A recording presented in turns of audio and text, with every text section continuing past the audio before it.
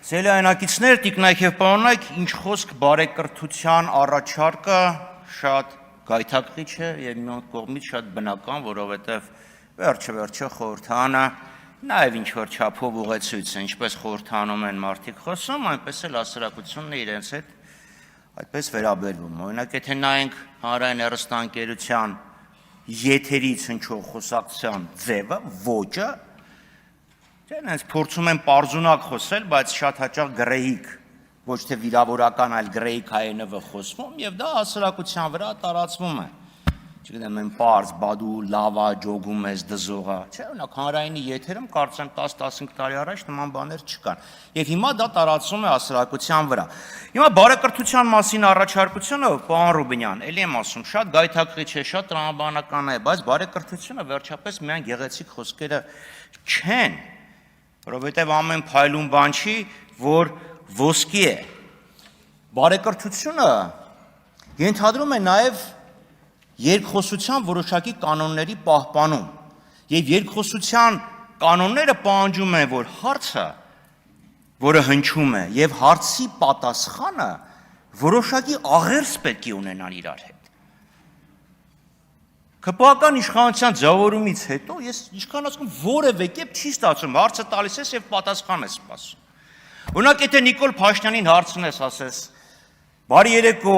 պարոն Փաշինյան, ինչպես ստացվեց, որ Հայաստանում տեղի ունենում նոր սեփականաշնորհման գործընթացներ, հարստության վերաբաշխում և պատահաբար, հանկարծ, ռազմավարական նշանակություն ունեցող ձեռնարկություններում բաժնեմաս են ստանում, օրինակ օֆշորային ընկերություններ, օրինակ ընկերություն, որը խոսքը գնում է Ամիոյի մասին, բաժնետերիս մասին, որը գրանցված է Շվեյցարիայում, որի մինչև անվանափոխությունը շահառուն գրանցված է եղել Լիխտենշտեյնում, այդ ընկերությունը, որը գնել է բաժնետոմսերի մեծամասնությունը, մի մենեջեր կա, բացեք կայքը կա, այդ ընկերությունը սկի կայքել չունի ընդհանրապես այլ բաց աղբյուրներում, վերանվանումից հետո գրանցված է մի հասցեն, որի վրա գրանցված է ևս 90 ընկերություն։ Պատասխանը գիտեք ոնց կլինի, իսկ ինչ է բարին։ Արդյոք ինչը բարի է մեկի համար, բարի է մյուսի համար։ Կսկսի բացատրել բարու և չարու տարբերությունը, վերջը այնպես կմեկնաբանի Նիչեի բարուց և չարից անդին գործը, որ Նիչեն այն աշխարհում 16 անգամ կպտտվի իր առանցքի շուրջ։ Բայց գոնե բարի բառից է բռնում, որ ասել ես, սխալվել ես, ասել ես բարի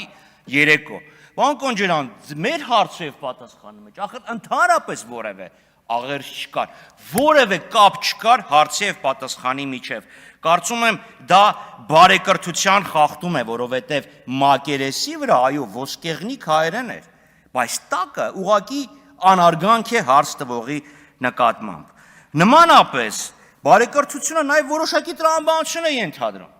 Եթե այստեղ ՔՊԱ-ականները գալի ասում են, ընտրությունները խախտվել են, կաշառք ա եղել է, սա եղել է, նա եղել, այդ դեպքում ենթադրաբար դուք նույնպես պետք է վիճարկեիք ընտրությունների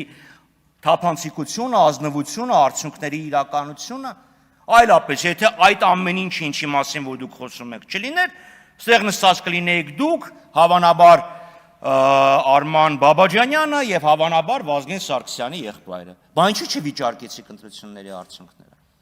Էս էլ Մյունխաուզենի կնոջ նման դառավ։ Ասում է ինչ անում, քննադատում, հայոյում, վիրավորում, ասում է, բա ինչ ա ուզում, ուզում է որ չբաժանեն։ Բա թե այդքան վատ ա եղել, դուք էլ մեր հետ միասին գնայինք, վիճարկեինք, նոր ընտրություններ պահանջեինք։ Ինչի եք պաշտպանում ընտրությունների արդյունքները։ Մյուսը զարգացում և փոփոխություններ, ամեն դեպքում, պարոն Կոնջարյան, ստեղ պետք է ձեզ կրեդիտ բառով էր ասում, այդ դա ասել։ Այո, իհարկե, մարդ պետք է զարգանա, փոխվի, այլապես պրոգրես չի լինի։ Բացառման բացառումը զարգացման գրավականներից է։ Եվ ես ուրախ եմ, որ զարգացում եմ տեսնում ձեր մոտ, որովհետև մի քաղաքական ուժ, որը ասում էր պետությունը վատագույն տնտեսվարն է, այսինքն ընդգծված աչակողմյան տնտեսական ուղղություն ունեցող քաղաքական ուժ էր, այստեղից հանդես էր գալիս ընդգծված ձախ դիրքերից, չէ՞։ Բա ինչա, վերցրեցինք կառավարումը, տեսեք իրավիճակը ավելի լավ է, բա ինչով ասես պետքա նայենք, մեր վերցնելուց հետո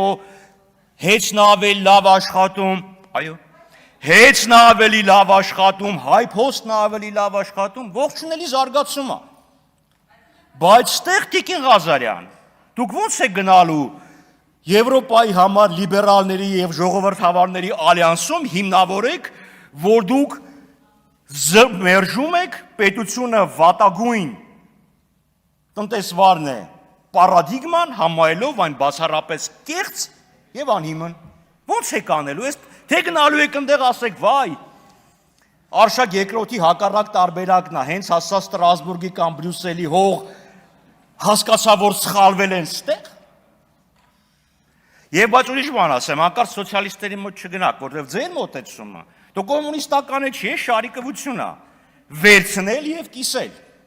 Չէ, մենք կվերցնենք եւ ժողովրդին կկիսենք։ Այսինքն այդ զարգացումն էլ չէ որոշակի սկզբունքների եւ որոշակի տրամաբանության պետք է հետևի։ Ինչևէ, անդրադառնանք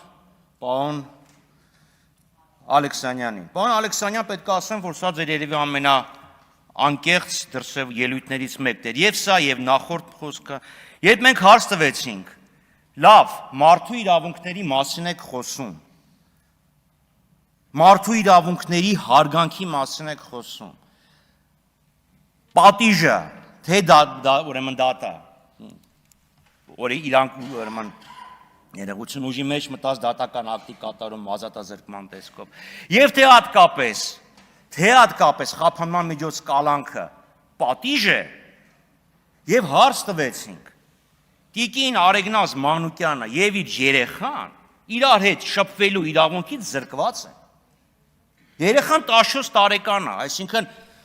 երկու չափահաս մարդկանցից զրկեք, դեռ կարող ասեք, որ աչքով, ունքով, սենց մի կերպ գաղտնի տեղեկություններ կփոխանցեն, բայց դեռ 14 տարեկան երեխու մասին է խոսքը։ Այդ հարցին չանդրադարձակ, անցակ Արեգնազ Մանուկյանը խախտեցիք անմեղության կանխավարկածը, ինչուն ասես կախեցիք վրան։ Հասկացա, մեղադրանքը կա, բայց դա չի նշանակում ինքը, որտեվ պարոն Կարապետ Ռուբինյանի վրա էլ մեղադրանք կար, բայց դա հանվեց։ Այսինքն դուք չանդրադարձաք նրան, որ խափանման միջոցը օգտագործվում է որպես տանջանք։ Չանդրադարձաք, որ դուք այդ երեխուն տանջում եք։ Լավ, խափանման միջոցը ո՞նց կարելի է որպես տանջանք օգտագործել։ Ինչ եք այդ երեխուն տանջում, որ ինքը գա իր մորը տեսնի, դրանից արդարադատությունը կտուժի։ Երեխայի հասկանում եք, ինքը չի կարա մայրը սենց աչքով ինչ-որ մի բան ասի, ինքն էլ գնա փաստաբանն ասի, չէ, այսպես փոխի ես քո ցուցմունքը, որ չասեն, թե դու շպիոն ես։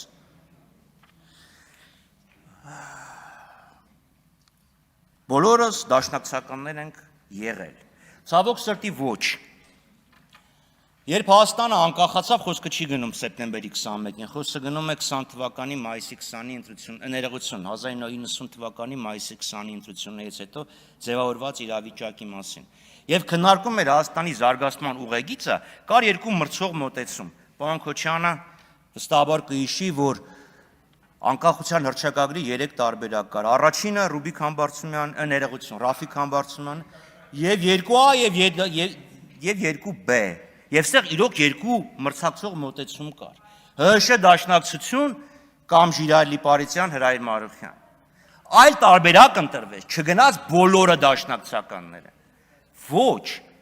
Օրինակ ցեղասպանության ընդունումը հիշում եք Լեոն Տեր-Պետրոսյանը դեմ էր եւ նույնիսկ այն Իվանովը խոսեց, թե այս ինչա կատարում, բայց Հայաստանի առաջին հանրապետության իրավահաջորդը չընտրվեց։ Այսինքն այդ վեճը կար, բայց պետությունը չգնաց այն տեսլականով, որ դաշնակցություններ առաջարկում։ Հիմա դուք ասում եք բոլորս դաշնակցականներ են եղել եւ դրա համար պետությունը գնաց սխալ ճանապարհով։ Այսինքն Տիկին Կարապետյան, դուք նախորդ ժամանակ դաշնակցական եք եղել։ Այո, ես ձեզ ասեմ, դաշնակցության պատկերացումները խիստ տարբերվում են Երնեկը ստեղ լիներ Ալեն Սիմոնյանը, եւս 10 րոպե առաջ կավելացներ։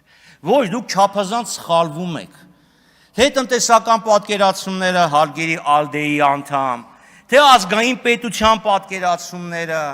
թե Արցախի հարցի կարգավորումը, թե ցեղասպանության հարցի արծածումը, այդ ամեն ինչը որևէ աղերս չի ունեցել։ Դուք լինելով ձեր էությանը հավատարիմ, այստեղ չեք փոխվում, չնայած պետք է որ փոխվեիք։ Դուք փորձում եք ձեր բոլոր ձախողումները ձեր բոլոր թերացումների համար պատասխանատու կարգել մի քաղաքական ուժի, ով իրոք ձեր հետ ունի ամենամեծ եւ սկզբունքային տարաձայնությունները։ Շնորհակալություն։